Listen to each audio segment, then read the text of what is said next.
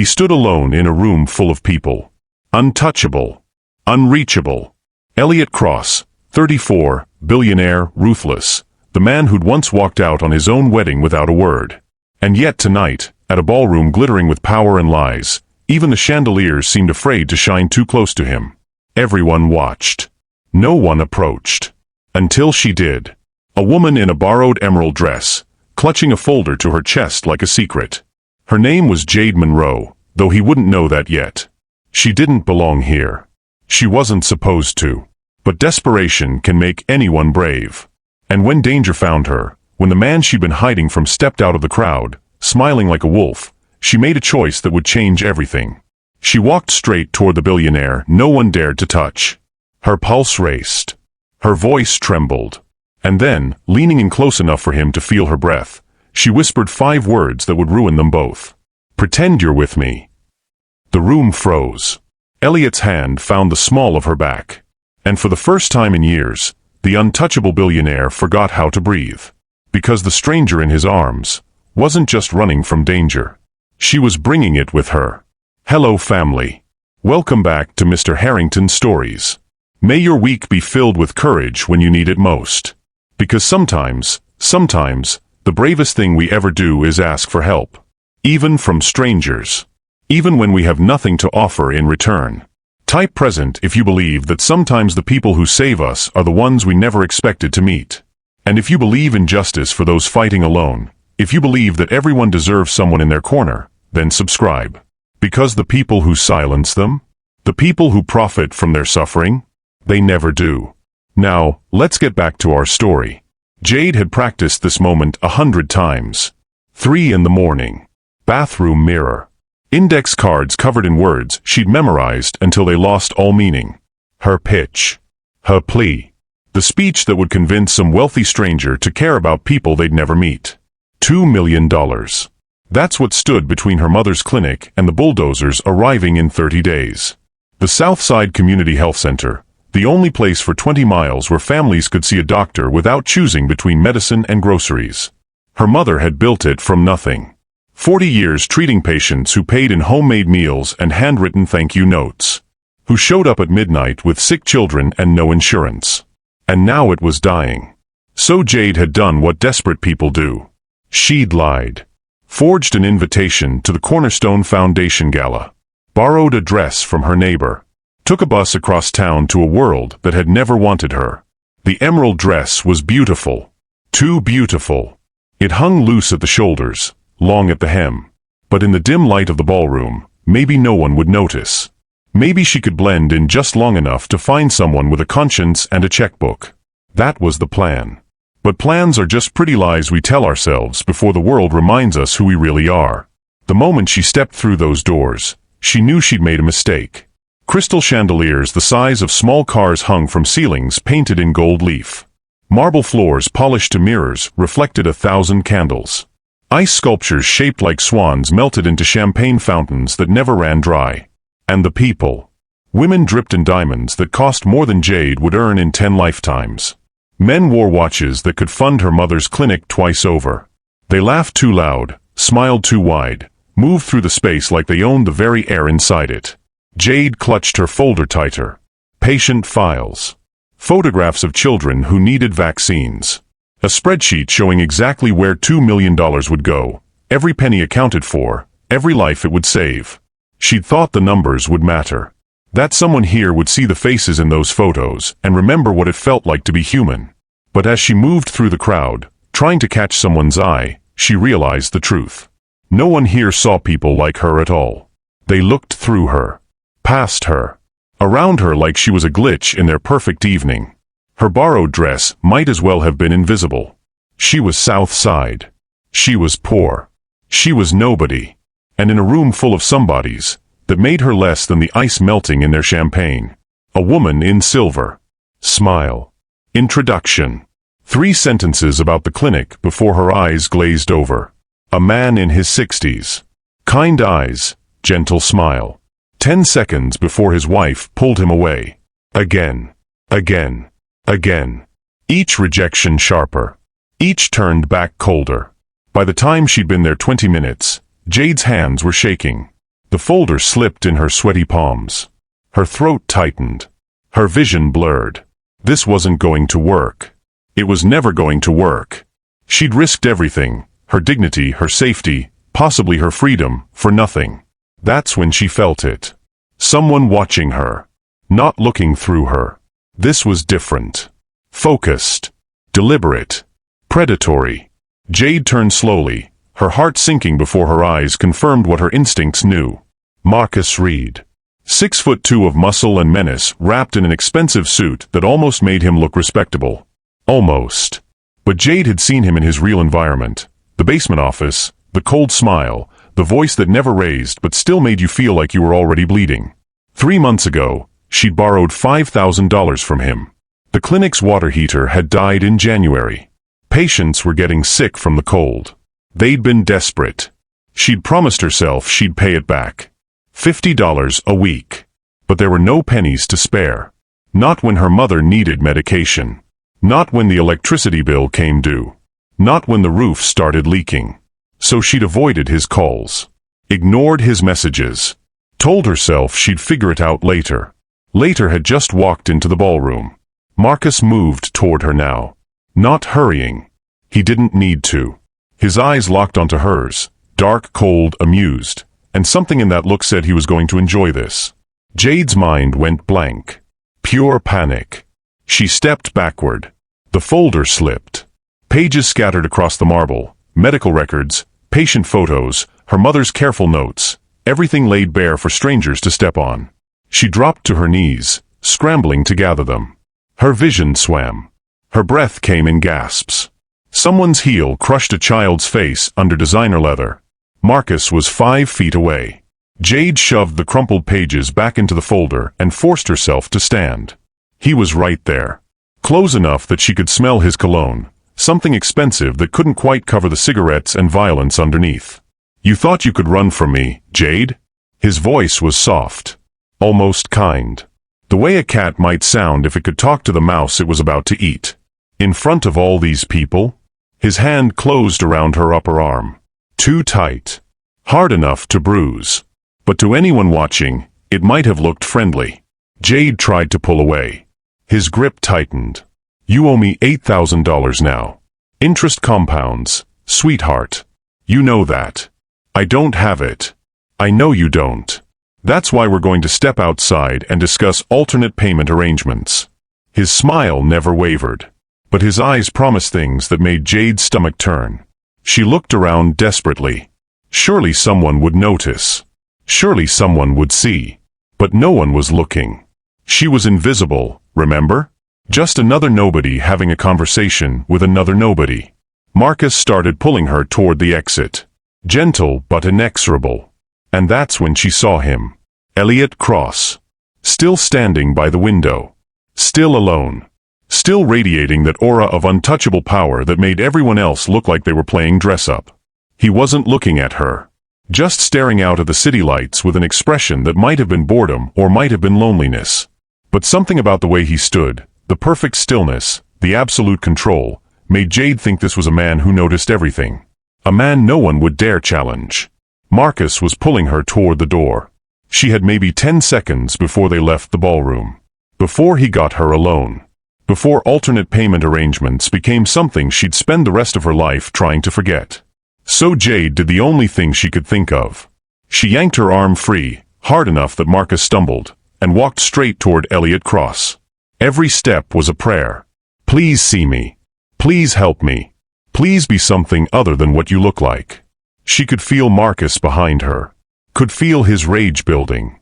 But he couldn't grab her again. Not in the middle of the ballroom. Not with witnesses.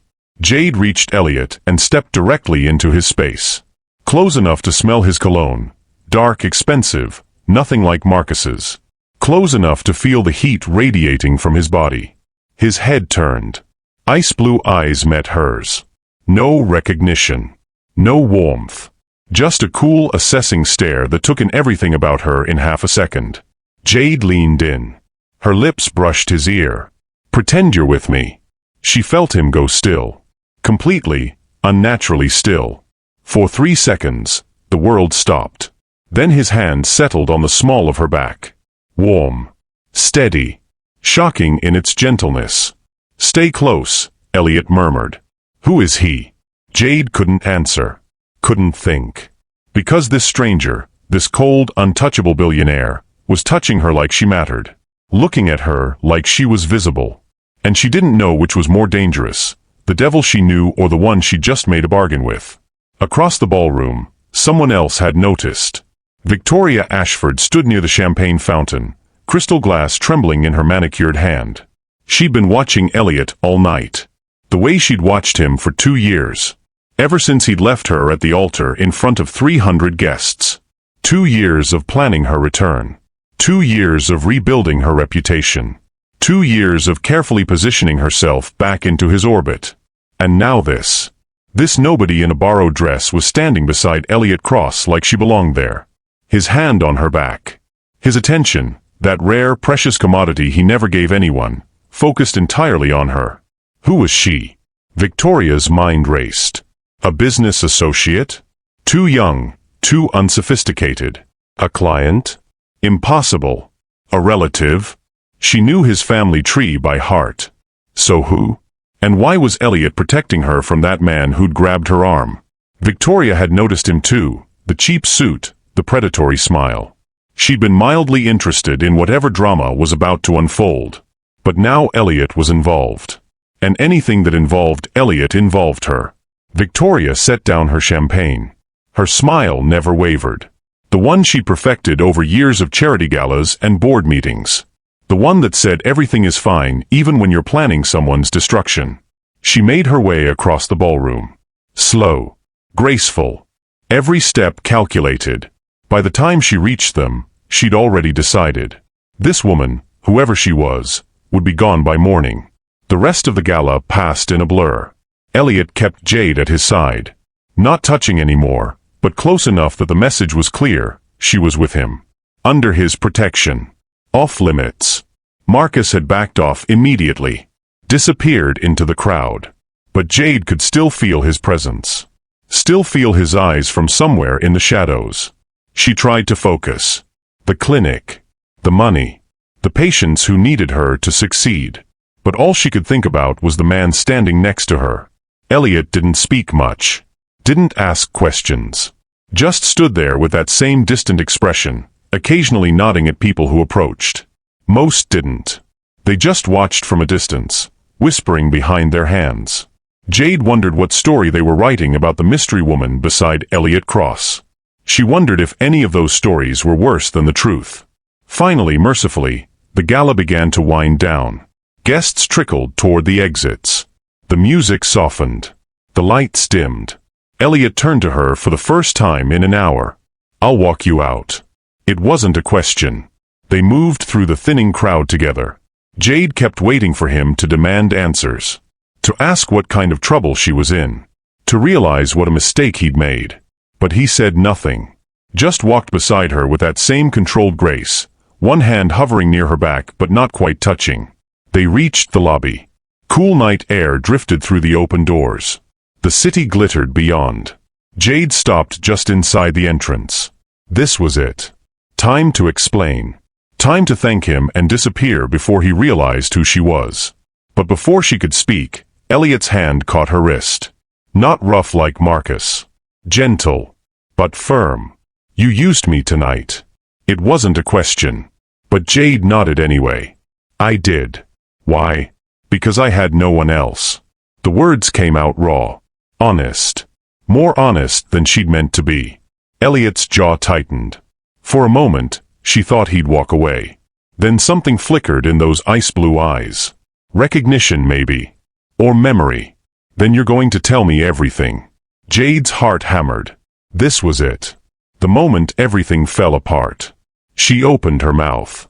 Drew a breath. Prepared to tell him the truth. But before a single word could escape, Elliot's phone buzzed. Once. Sharp. Insistent. He glanced down. And everything changed. The color drained from his face. His grip on her wrist tightened, painful now, then released as if he'd been burned. When he looked up, his expression had transformed. The distant curiosity was gone. In its place was something cold. Something furious. Something that looked like betrayal. "Who are you?" he whispered. "Really?" Jade's mouth went dry. How could he know? What had that message said? She tried to see his phone. Tried to read the screen. And there it was. 3 lines. 18 words. Her real name is Jade Monroe. She's the daughter of the man who destroyed your family. Jade's heart stopped. No. No, no, no, no. This wasn't how it was supposed to happen. She was supposed to explain. Supposed to make him understand. Supposed to have time. But time was up. Elliot stared at her. Through her. Like she'd become something other than human. Your father. James Monroe. The man who stole $50 million from my family. The man who destroyed my mother's company. The man who left her broke and broken while he lived like a king on our money. Each word was a knife. And you. You came here tonight. Pretended to need help. Used me to what? Get revenge? Finish what he started? No, Jade whispered. No, you don't understand. His phone buzzed again. Another message. He glanced at it, and his expression hardened further. There's a car waiting for you. My driver will take you wherever you need to go. His voice was perfectly polite. Perfectly cold. And then Elliot Cross, the man who'd protected her, who'd believed her, who'd shown her the only mercy she'd found all night, turned and walked away. Leaving Jade standing alone in a borrowed dress with a crumpled folder full of prayers that would never be answered. And somewhere in the shadows, Victoria Ashford watched it all unfold. Smiling. Now here's a question worth asking. If you were Jade, would you tell him the truth? Chase after him right now and risk everything on one last desperate plea? Or would you run before he finds out the rest? Before he learns that your father didn't just steal his fortune, he died claiming his innocence. And the real thief might still be walking free. What would you do? The car was waiting exactly where Elliot said it would be. Black. Sleek. The kind of vehicle that cost more than most people's houses. The driver stood beside the open door, eyes forward, expression blank. Professional. Paid to see nothing, remember less. Jade stood on the sidewalk, still clutching her crumpled folder. The cool night air bit at her bare shoulders. Her borrowed dress suddenly felt like tissue paper. Like armor made of hope that had dissolved the moment it touched reality. She should get in the car. Accept the mercy Elliot had offered, or the dismissal, she wasn't sure which. Go home. Forget this night ever happened. But her feet wouldn't move. Because 30 feet behind her, through the glass doors of the hotel lobby, she could see him. Elliot Cross. Standing perfectly still. Phone in his hand. Face carved from ice and fury. He wasn't looking at her. But she knew, he was aware of every breath she took. Every second she hesitated. And then he moved. Not toward the exit. Toward her. The driver tensed slightly. Jade's heart lurched into her throat. Elliot walked through those glass doors like a king returning to claim what was his. His expression hadn't softened. If anything, it had hardened further. But there was something else there now. Something beneath the ice. Curiosity. Or maybe cruelty. She couldn't tell which. Change of plans, he said to the driver. Take us to the penthouse. The driver nodded once. No questions. No hesitation. Jade found her voice. I can get home myself. You can. But you won't. It wasn't a threat. It was a statement of fact. And before Jade could argue, before she could run, Elliot's hand settled on her lower back, gentle, inexorable, and guided her into the car. The door closed. The locks clicked. And Jade realized she'd just gone from one predator's cage to another's. The drive lasted 20 minutes. Neither of them spoke. Jade watched the city pass through tinted windows. Streetlights blurred into rivers of gold. The neighborhoods shifted from glittering to industrial to glittering again. Each block a reminder of the distance between her world and his. Elliot sat beside her, close enough that she could feel the heat radiating from his body, far enough that they weren't touching. His jaw was tight. His hands rested on his knees, fingers splayed, perfectly controlled. But there was nothing controlled about the energy coming off him. It pressed against her like a physical thing. Anger. Confusion. Something that felt almost like betrayal. Jade wanted to explain. Wanted to scream that she wasn't her father, that she'd had nothing to do with what happened, that she was just trying to save people who had nothing. But the words stuck in her throat. Because how do you defend yourself against a crime you didn't commit, but still carry in your blood? The car pulled up to a building that looked less like an apartment complex and more like a monument to excess. Glass and steel reaching toward the sky. A doorman in white gloves. A lobby with marble floors that probably cost more than the clinic's annual budget. Elliot didn't wait for the driver to open the door. He was out before the car fully stopped, moving with that same controlled grace. This time, he didn't touch her. Just waited while she climbed out on trembling legs. The penthouse was on the 47th floor. The elevator ride felt like descending into hell, if hell was lined with mirrors and played soft jazz. Jade caught glimpses of herself in the reflective walls. Borrowed dress. Smudged makeup. Eyes too wide, too scared. She looked like exactly what she was, a girl playing dress-up in a world that was never meant for her. Elliot looked like he'd been carved from the same expensive materials as the building. Perfect suit. Perfect posture. Perfect mask of ice covering whatever he was actually feeling. The elevator doors opened directly into the penthouse. No hallway. No neighbors. Just his space. His kingdom. And Jade stepped into it like she was walking into a trap. The space was massive. Floor-to-ceiling windows wrapping around 3 walls, offering a view of the city that made her feel dizzy. Minimalist furniture in shades of gray and black. Everything expensive.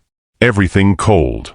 And outside those windows, rain had started to fall. It streaked down the glass in rivers, distorting the city lights into something almost beautiful. Almost sad. Elliot walked to the center of the room and turned to face her. For a long moment, he just stared, taking her in, dissecting her with those ice-blue eyes. Then he spoke. "Your father stole $50 million from my family's company." His voice was quiet. Deadly quiet. "He destroyed my mother's legacy. Left her broke and broken. She never recovered. Died 3 years later with nothing, no fortune, no dignity, no justice." Each word landed like a punch. "And now you show up at that gala with your folder full of sob stories and your borrowed dress. You attach yourself to me like a parasite. You use me."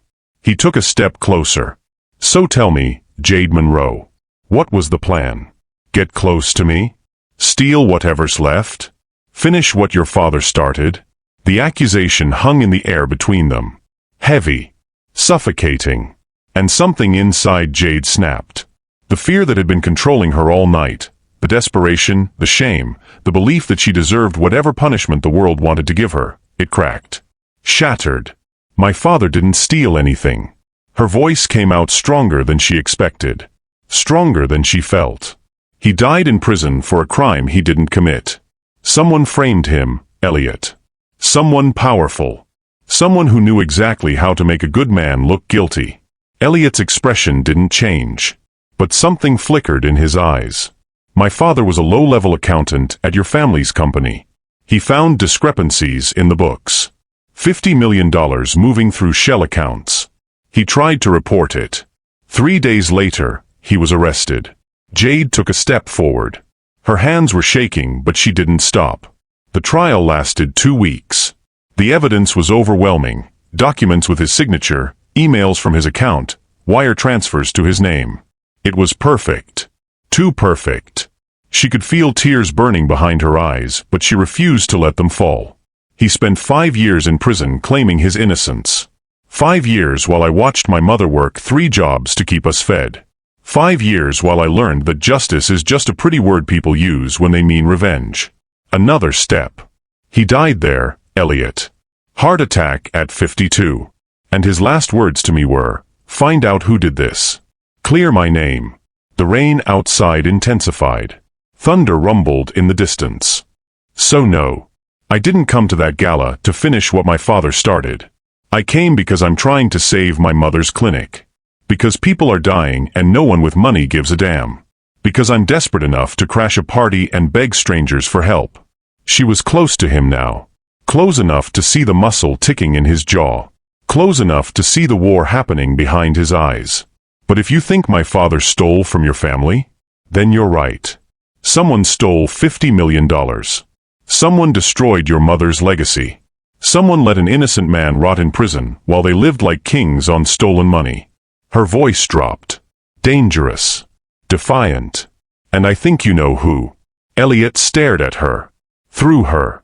Like he was trying to see past the words to the truth beneath. Then he turned away. Walked to the windows. Pressed his palm against the cold glass. When he spoke again, his voice had changed. Still cold. But uncertain now. If what you're saying is true, it is true. If what you're saying is true, he continued, then someone in my family is a thief. A liar. A murderer. He didn't turn around. Just stood there watching the rain. And I've spent the last 8 years building an empire to honor my mother's memory. To prove that the cross name still means something. To show the world that we survived. His hand curled into a fist against the glass. If you're right, then everything I've built is a lie. The silence that followed felt like the space between lightning and thunder. That breath before the world splits open. Jade didn't move. Didn't speak. Just waited. And finally, Elliot turned. His expression was unreadable. But his eyes looked like someone who just realized the ground beneath him was made of glass. Get some rest, he said quietly. There's a guest room down the hall. We'll talk in the morning. It wasn't an apology. It wasn't forgiveness. It was a reprieve. A temporary ceasefire in a war neither of them had asked for. Jade nodded. Too exhausted to argue. Too empty to feel relief. She walked toward the hallway. But at the doorway, she stopped. Looked back. Elliot was still standing by the windows. Alone. The rain streaming down the glass, making him look like he was underwater. Drowning in plain sight. And for the first time since she'd learned his name, Jade felt something other than fear. She felt sorry for him.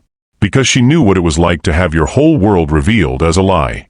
Knew what it was like to realize that the people you trusted most were the ones who destroyed you. She knew. And it didn't get easier.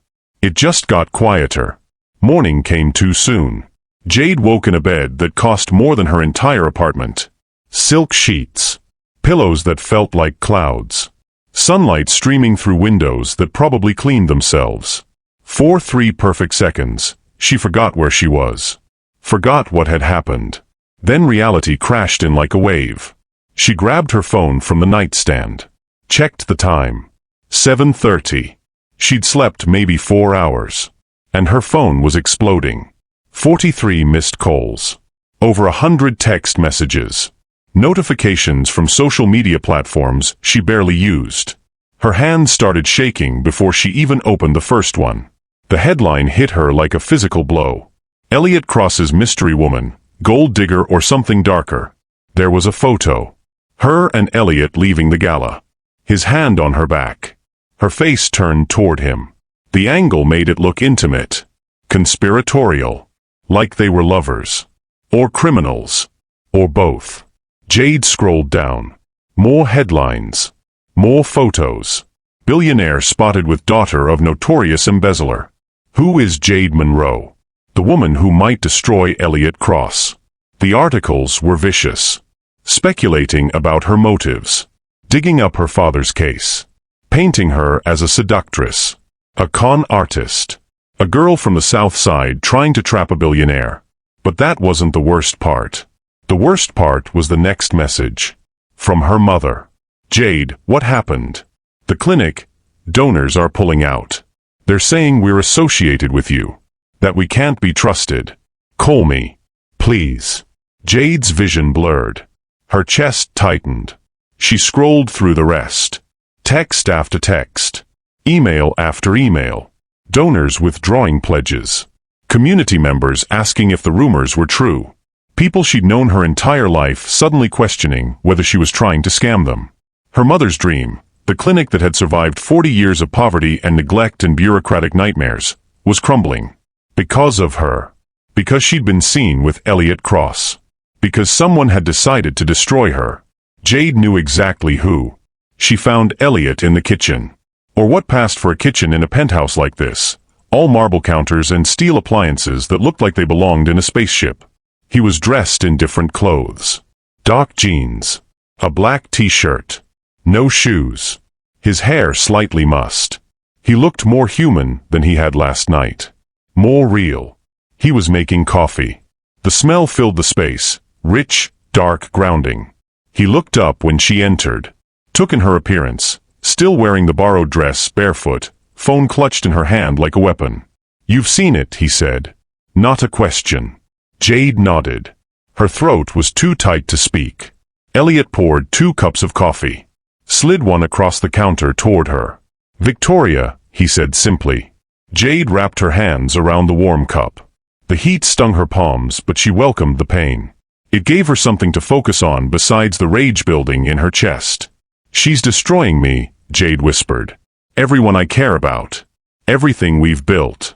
Elliot's jaw tightened. "I'll handle it." "How?" "She's already won. My mother's clinic is finished. My reputation is." "Your reputation is based on a lie," he interrupted. "Victoria thrives on lies. So we fight back with the truth." He pulled out his phone. Made a call. Someone answered on the first ring. "Michael. I need a forensic accountant. The best you have. I want them to pull every document related to the cross-corporation embezzlement case from 8 years ago. Everything. I don't care what it costs or how long it takes." A pause. Then, "Because I think my family sent an innocent man to prison. And I'm going to prove it." He hung up.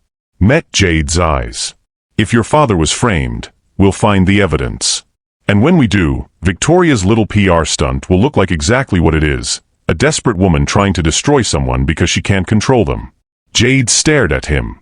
This man who 24 hours ago was a stranger, who 12 hours ago looked at her like she was poison, who was now offering to dismantle his own family to find the truth.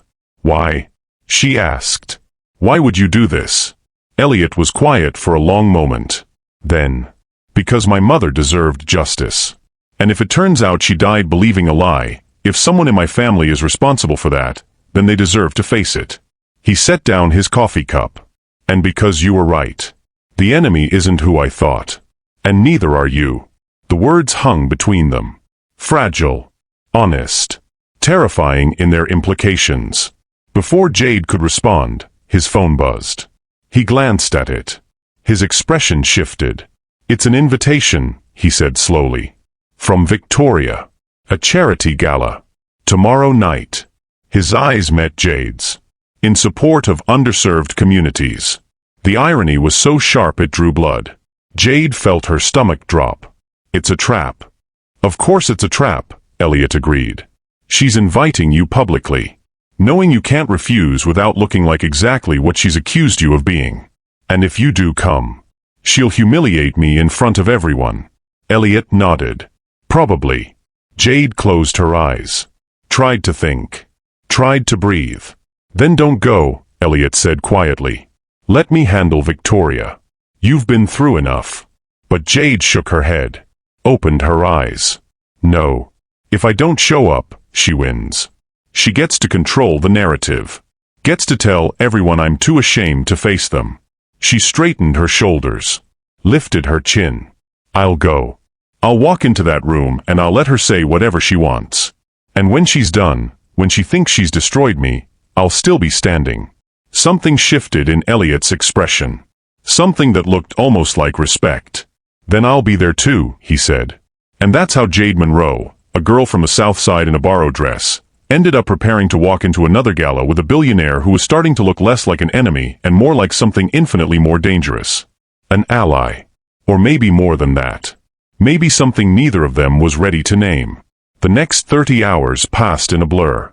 Elliot's forensic accountant, a woman named Dr. Chun who looked like she'd been born holding a calculator, arrived at the penthouse at 3 in the morning.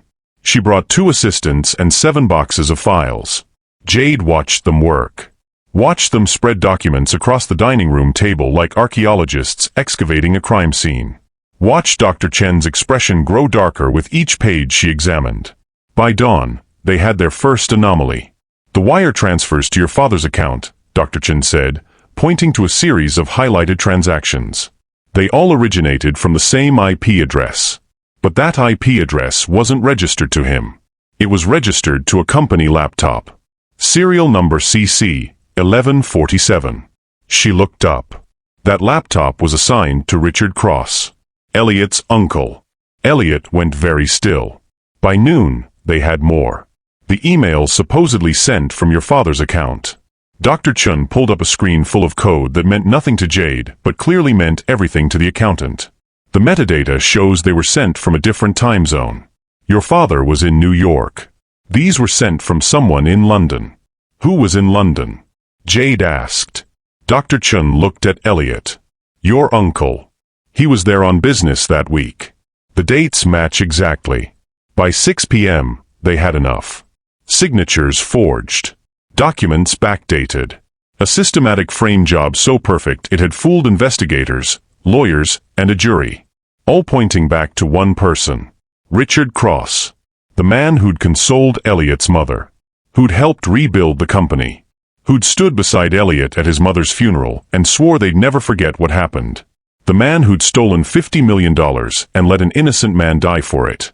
Elliot stood at the window. He'd been standing there for 20 minutes. Silent. Staring out at the city. Jade wanted to say something. Wanted to offer comfort. But what do you say to someone who's just discovered their entire life is built on a foundation of lies? So she just stood nearby. Close enough that he'd know he wasn't alone. Far enough that he had space to breathe. Finally, he spoke. He used to take me fishing. My uncle. When I was a kid. My father was always too busy. But Uncle Richard would show up with tackle boxes and terrible jokes. Made me feel like I mattered. His voice was hollow. Empty. At my mother's funeral, he held my hand. Told me we'd get through it together. That family was all that mattered. He turned to face Jade. And his eyes God his eyes. I trusted him. More than anyone. And he let me believe a lie for 8 years. Jade's heart cracked. She knew that look. Had seen it in her own mirror after her father died. It was the look of someone realizing that the world was crueler than they'd ever imagined. That the monsters weren't strangers. They were the people who taught you how to tie your shoes. I'm sorry, she whispered. Elliot shook his head. Don't be. You tried to tell me. And I didn't listen. He looked down at his hands.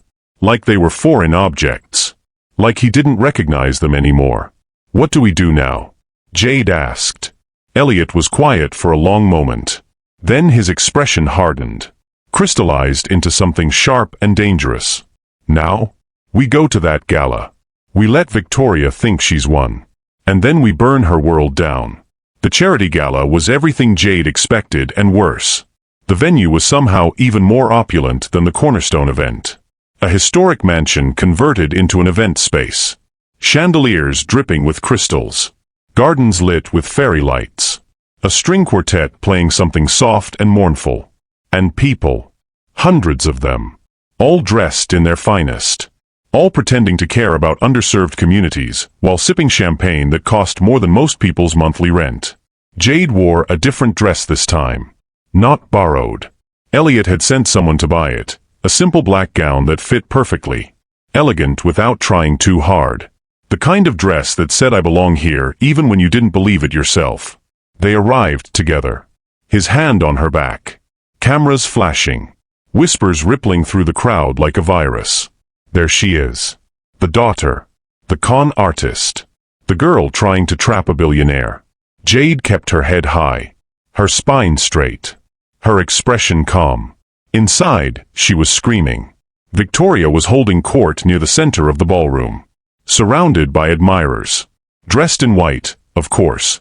Looking like an angel or a ghost or both. Her smile was radiant. Her eyes were ice. She saw them the moment they walked in. And her smile widened. This was what she'd wanted. What she'd planned for. The confrontation. The humiliation. The destruction of the girl who dared to stand beside Elliot Cross. The evening dragged on. Speeches. Performances. A silent auction that raised obscene amounts of money for causes that would see maybe 10% of it. And through it all, Victoria circled. Getting closer. Building anticipation. Finally, she took the stage. The crowd quieted. All eyes on her. Thank you all for coming tonight, Victoria began. Her voice was warm, gracious, deadly. For being here to support communities that often go unseen. Families that struggle. People who need our help. She paused. Let the moment build. Because we all know what happens when resources fall into the wrong hands. When people abuse trust. When those who should protect us instead steal from us. Her eyes found Jade in the crowd. Some people come into wealth honestly. Through hard work. Through integrity. Through building something real. Another pause. Others, well, they come from families who steal it. The words landed like bombs. Silence exploded across the ballroom. Camera flashes erupted. All eyes turned to Jade. She stood frozen. Exposed. Every nightmare she'd ever had made real. Victoria continued, her voice dripping with false sympathy. Which is why I think it's important we ask ourselves, who are we supporting tonight? Who are we trusting with our generosity? Jade felt the walls closing in. Felt the weight of hundreds of stares.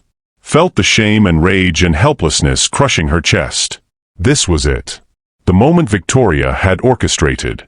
The final humiliation. And Jade had nowhere to run. She turned.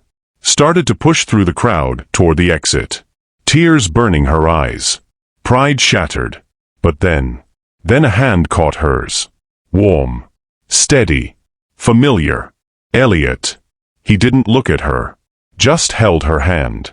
And then he started walking. Not toward the exit. Toward the stage. The crowd parted. Confused. Shocked. Cameras followed them like searchlights. Elliot walked up those steps like he owned them. Like he owned the entire world. And he pulled Jade up beside him. Victoria's smile faltered. Just for a second. But Jade saw it. Elliot turned to face the crowd. Still holding Jade's hand. His grip tight enough that she knew he wasn't letting go.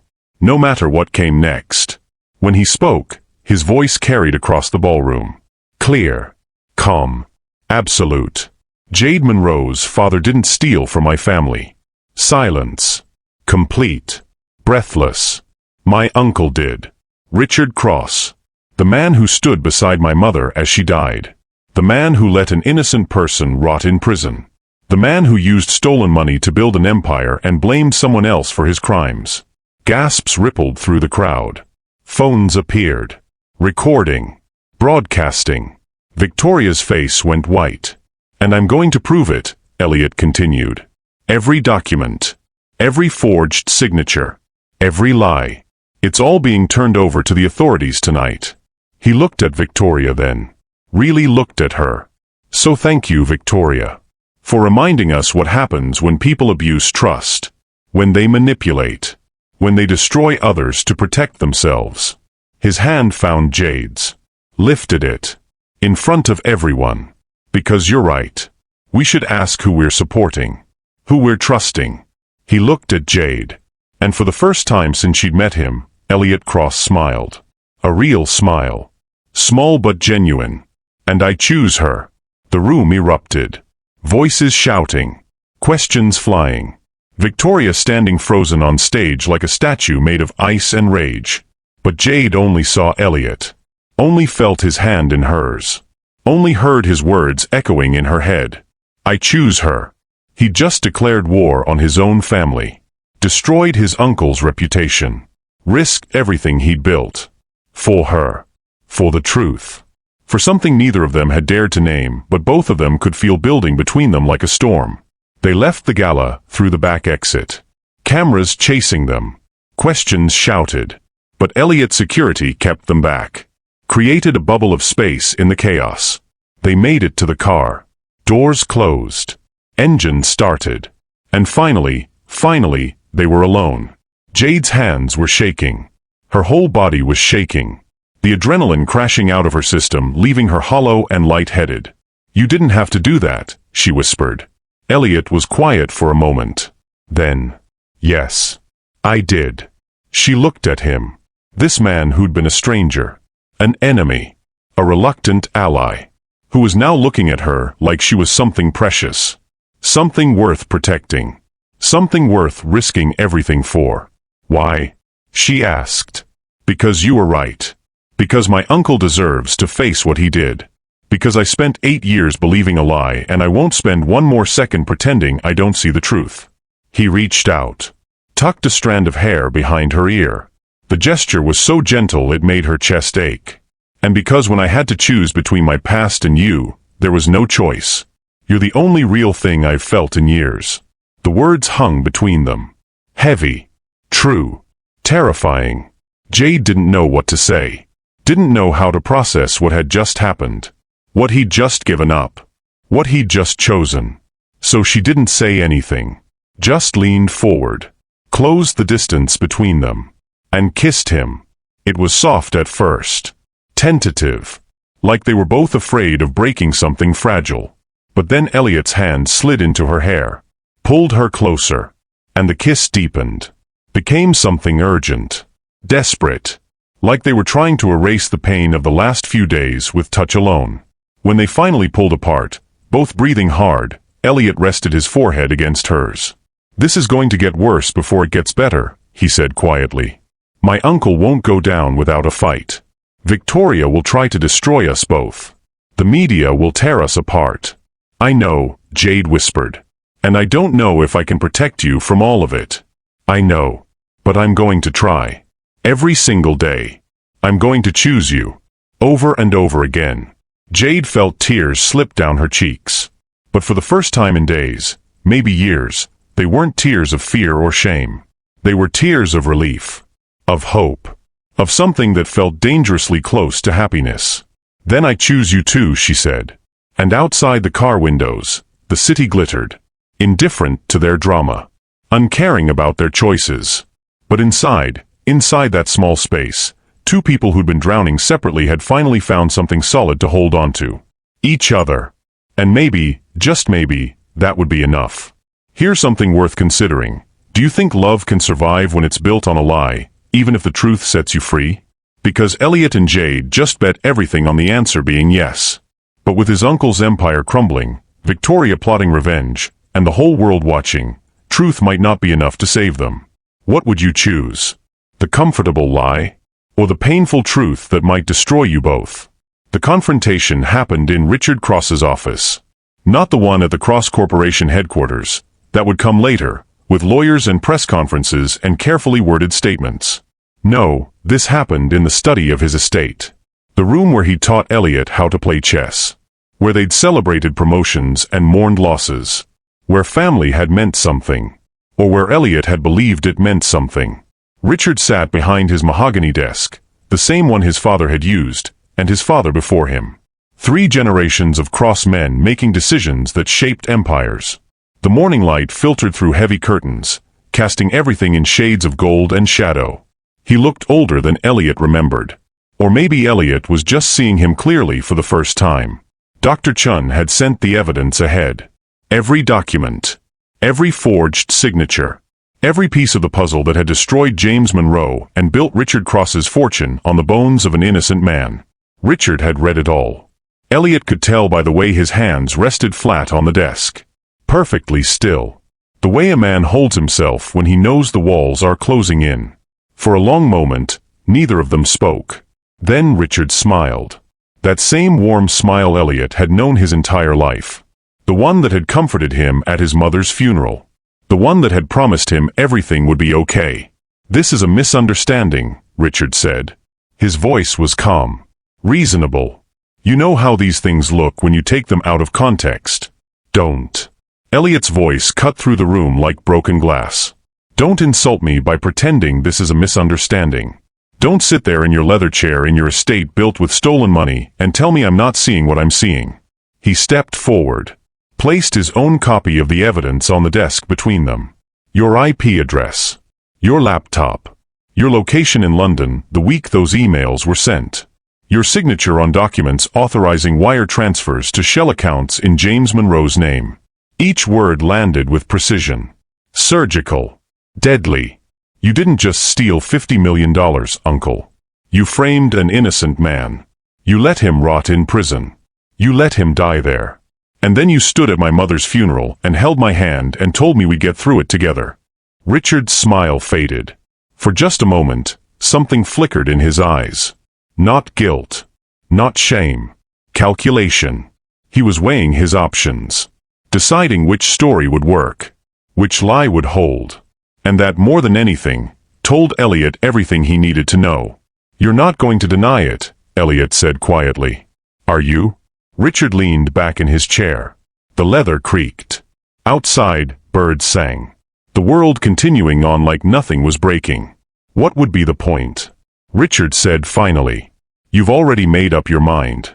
So you're admitting it." Richard's jaw tightened. "I did what I had to do to save this company. Your mother was making terrible decisions. Hemorrhaging money on projects that would never turn a profit. If I hadn't acted, we would have lost everything. Everything your grandfather built. Everything our family stood for." He stood. Walked to the window. Looked out at the manicured gardens stretching toward the horizon. James Monroe was collateral damage. "I'm sorry for that. But sometimes in business, in life, you have to make hard choices. You have to sacrifice the few to save the many." The words were delivered with such certainty. Such righteous conviction. Like he actually believed what he was saying. Elliot felt something cold settle in his chest. Heavier than anger. Deeper than rage. Disgust. "You didn't save us," he said. His voice was hollow. Empty. "You destroyed an innocent man. You stole from him. You stole his freedom. His life. His daughter's future. And you let me believe it was justice." He took a step closer. "Do you know what Jade Monroe told me? About watching her father die in prison? About her mother working 3 jobs to keep them fed? About growing up believing that the world was cruel because cruel men like you made it that way?" Richard turned. His expression hardening. "That girl is using you, Elliot. Can't you see that? She's playing on your guilt. Your sense of honor. She's no different from her father. Don't you dare." Elliot's voice cracked like thunder. "Don't you dare talk about her. Don't you dare talk about honor. You don't get to use that word anymore." The silence that followed was suffocating. Richard stared at his nephew. This boy he'd helped raise. This man he'd shaped. And something in his expression shifted. Not remorse. Not regret. Disappointment. Like Elliot was the one who'd failed. Like choosing truth over family loyalty was the betrayal. "What are you going to do?" Richard asked quietly. Elliot didn't hesitate. "I'm turning everything over to the authorities. Every document. Every piece of evidence.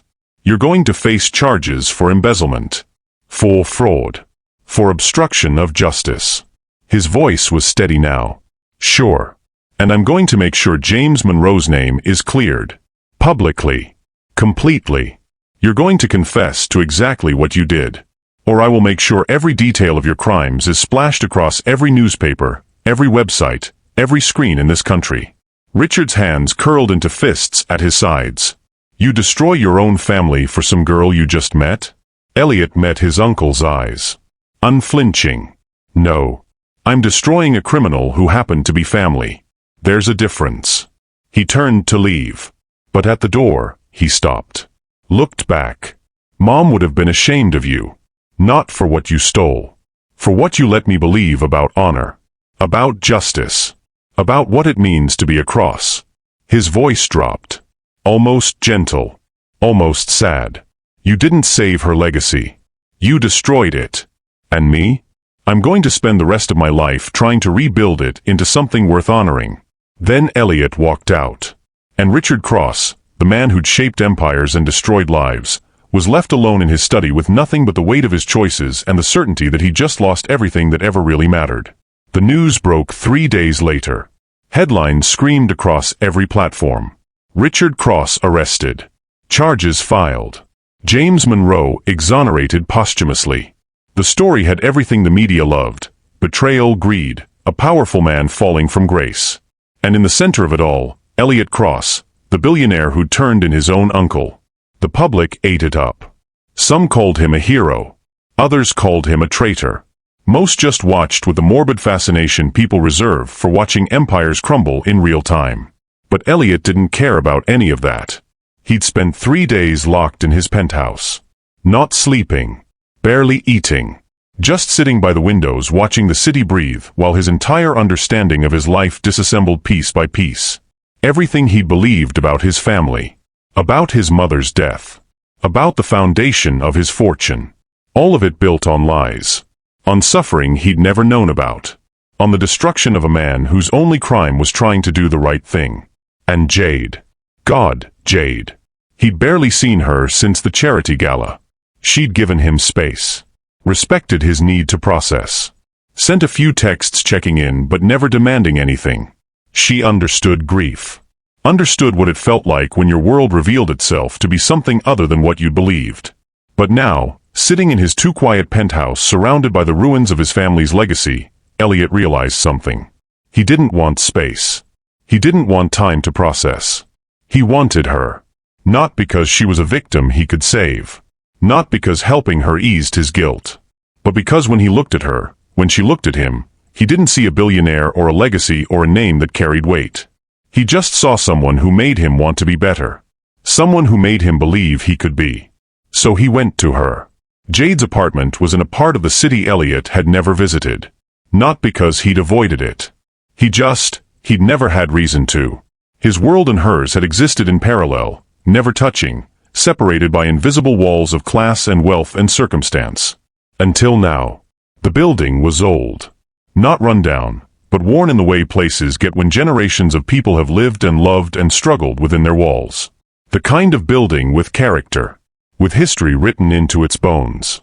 Elliot climbed 4 flights of stairs. Narrow. Poorly lit. The smell of someone cooking dinner drifting from behind closed doors. Life happening in small spaces with big hearts. He knocked on apartment 4C. For a moment, nothing. Then footsteps. The sound of locks clicking. The door opened. Jade stood there in leggings and an oversized sweater. Her hair pulled back in a messy bun. No makeup. No borrowed dress. Just her. Real and present and so beautiful it made his chest ache. Her eyes widened. Elliot. He realized he should have called. Should have texted first. Should have. I needed to see you, he said. The words came out rough. Unpolished. More honest than anything he'd said in days. Jade stepped back. Wordlessly inviting him in. The apartment was small. Maybe a quarter the size of his penthouse. But it was warm. Lived in. Books stacked on shelves beside medical journals. Photos on the walls, Jade and her mother, Jade with people who were clearly friends. A faded picture of a man Elliot recognized from the case files as James Monroe holding a young Jade on his shoulders. This was where she'd built her life. After everything.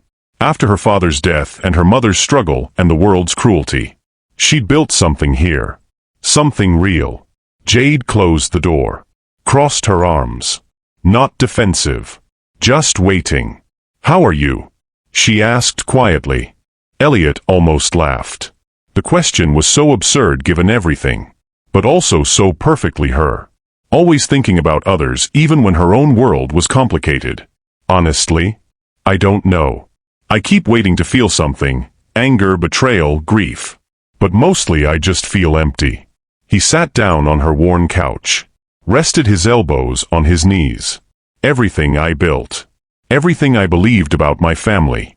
It was all based on a lie. On suffering I never knew about. And I don't know how to reconcile that.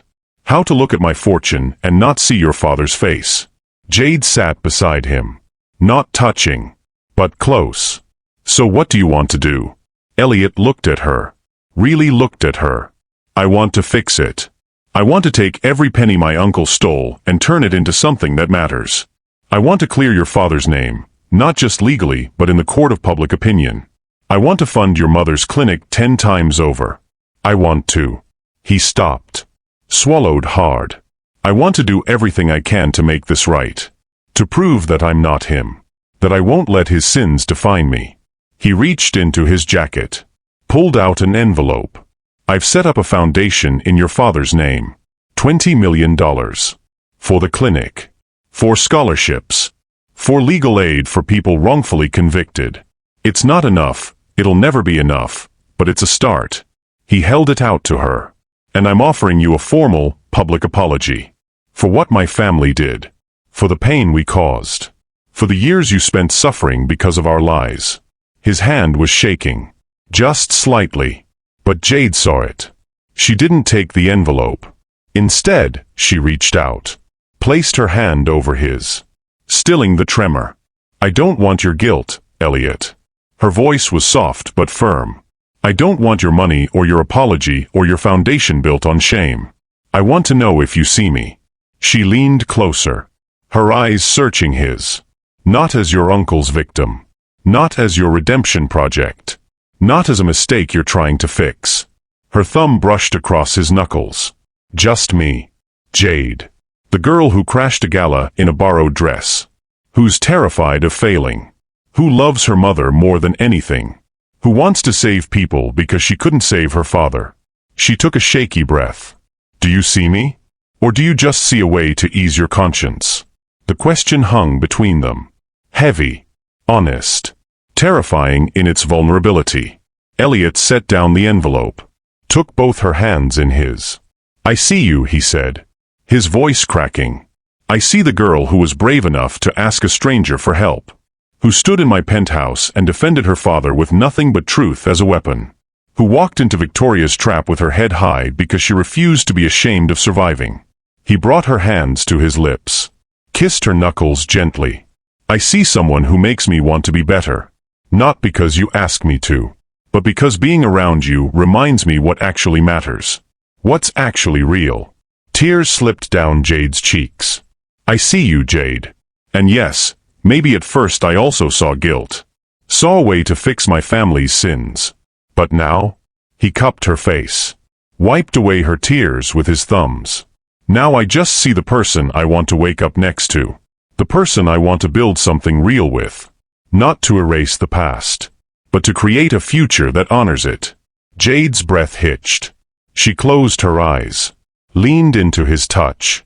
When she opened them again, they were clear. Decided. Then stay, she whispered. Not in your penthouse. Not in your world. Here. With me. Show me you mean it. Elliot didn't hesitate. Okay. One word. Simple. Profound. And in that moment, in that small apartment with its worn furniture and lived-in warmth, Elliot Cross chose something he'd never chosen before. He chose to be seen. Fully. Completely. Without the armor of wealth or the protection of power. He chose her. And she chose him. And outside those walls, the city kept turning. But inside that small space, two people who'd been broken by the same war finally started to heal. Together. Victoria Ashford watched it all unfold from a distance. Not physically. She didn't need to be there. The internet delivered every humiliating detail straight to her screen. Richard Cross's arrest. The evidence. Elliot's statement about clearing James Monroe's name. And then, worst of all, the photos. Elliot and Jade leaving her apartment building together. His arm around her shoulders. Her head resting against his chest.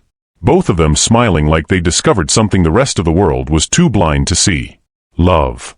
Or something dangerously close to it. Victoria sat in her penthouse, just as expensive as Elliot's, just as cold, and watched her carefully constructed revenge crumble into nothing. She'd leaked those photos from the first gala. Orchestrated the media storm. Designed the charity trap to publicly destroy Jade. All of it calculated to hurt Elliot. To remind him what he'd lost when he walked away from her. But it had backfired spectacularly. Instead of destroying Jade, Victoria had pushed her and Elliot together. Made them allies. Made them something more. And now the same society that had once whispered Victoria's name with reverence was whispering it with contempt. The woman who'd tried to destroy an innocent girl. The woman who'd weaponized charity for personal revenge. The woman scorned. Invitations stopped coming. Phones stopped ringing. The people who'd once courted her favor now turned away when she entered rooms. She was alone. Exactly where Elliot had been 2 years ago when she'd left him at that altar. The irony wasn't lost on her. Victoria poured herself a glass of wine. Expensive. Meaningless. Walked to her window and looked out at the city. Somewhere down there, Elliot and Jade were building something real. Something that didn't require manipulation or control or revenge. And Victoria? Victoria was left with nothing but the prison she'd built from her own bitterness. The revenge she'd sought had become the walls that trapped her. She raised her glass to the city, to the couple she'd tried to destroy, to the life she'd lost chasing ghosts, and drank alone. Sometimes the revenge you seek becomes the prison you build. And sometimes the only person left to blame is the one staring back at you in the mirror. 6 months later, the Monroe Cross Community Health Center opened on a Tuesday morning in late spring. The building had been completely renovated. New exam rooms, state-of-the-art equipment, a pharmacy that could actually keep medications in stock, waiting rooms painted in warm colors with toys for children and comfortable chairs for the elderly. But more than that, it had hope written into its foundation. Built not on guilt or charity, but on a promise. That everyone, regardless of their zip code or bank account, deserved to be cared for. Jade's mother stood in the center of the lobby, tears streaming down her face. Dr. Sarah Monroe had spent 40 years fighting to keep this place alive. 40 years of impossible choices and sleepless nights and watching patients suffer because she couldn't afford to help them properly. And now there were children running through the hallways. Laughter bouncing off new walls. Community members streaming in for free health screenings. Mothers who'd been terrified to bring their sick babies because they couldn't pay now walking through doors that would never turn them away. Elliot stood beside Jade, watching the chaos unfold. He was dressed casually, jeans and a button-down shirt, looking more relaxed than she'd ever seen him. More present. "Your father would be proud," he said quietly. Jade squeezed his hand, her throat too tight to speak. Because this wasn't just a clinic reopening. This was vindication. Proof that her father's name meant something. That his sacrifice hadn't been for nothing. That his memory could build something beautiful instead of just carrying pain. A little girl, maybe 6 years old, ran up to them. Eyes bright. Smile wider than the sky. "Are you the doctors?" she asked. Jade knelt down to her level. "Not yet. But someday." "What's your name?" "Maria." The girl bounced on her toes. "My mama says you and the nice man made this place so people like us don't have to be scared anymore. Is that true?" Jade felt her chest tighten. Looked up at Elliot. He knelt beside her. Met the little girl's eyes. "That's true," he said gently. "And you know what? You never have to be scared of being sick. Or of asking for help. Because this place? It's for you. And it's always going to be here." Maria's smile somehow got even bigger. She threw her arms around both of them, this child who didn't know about billionaires or embezzlement or the war that had brought them here, and hugged them like they were heroes. And maybe, in the ways that actually mattered, they were. Later, after the crowds had thinned and the sun had started to set, Jade and Elliot found themselves on the roof of the clinic. It wasn't fancy. Just a flat roof with a safety railing and a view of the neighborhood stretching out below. The south side in all its complicated beauty, struggling but surviving, broken but rebuilding. Their city. Both of theirs now. Elliot stood at the railing, hands in his pockets, looking out at the lights beginning to flicker on as dusk settled. Jade joined him, her shoulder brushing his. "Thank you," she said quietly. Elliot shook his head. "Don't thank me. This was always supposed to exist. I just had to learn to see it." He turned to face her. Really face her. "I spent my whole life building walls. Convincing myself that being untouchable made me strong. That power and control were the same thing as safety." He reached out, tucked a strand of hair behind her ear. "And then you walked into that gala in your borrowed dress and whispered 5 words that changed everything." His hand lingered against her cheek. "You walked through my walls like they were air. Made me realize that being seen, really seen, isn't weakness. It's the bravest thing a person can do." Jade leaned into his touch, her eyes bright with unshed tears. "You let me in," she said, "when you had every reason to shut me out. When your whole world was falling apart.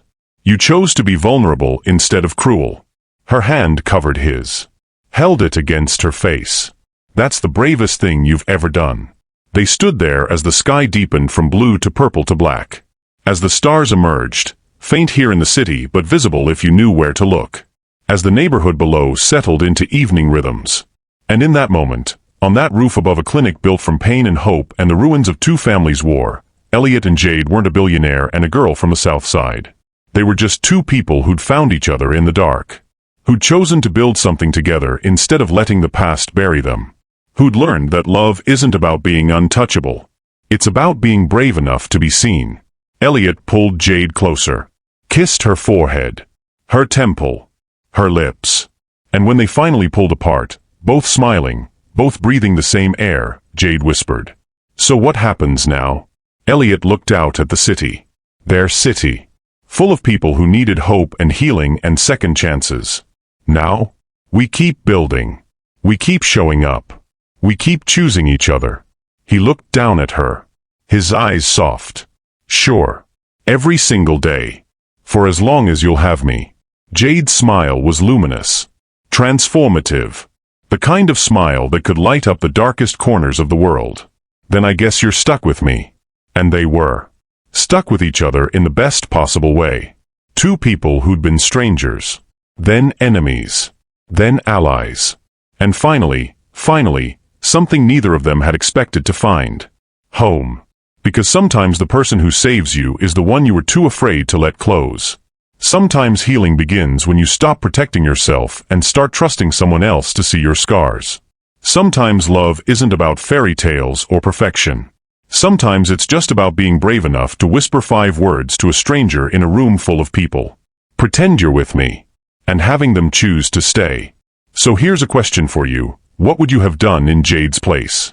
Would you have walked away from the man whose family hurt you, chosen the safety of distance and the comfort of justified anger? Or would you have stayed? Would you have taken the risk of healing together? Of building something new from the ruins of something broken? Because forgiveness isn't about forgetting. And love isn't about erasing the past. It's about choosing to see someone fully, their scars and their strength, their mistakes and their courage, and deciding they're worth the risk. What would you choose? Drop your answer below. And remember, in a world that teaches us to protect ourselves at all costs, maybe the greatest act of courage is letting someone in. Even when they come from the place that hurt you most. Even when every logical part of you says to run. Because love isn't about being untouchable. It's about being brave enough to be seen. And sometimes, just sometimes, that bravery changes everything.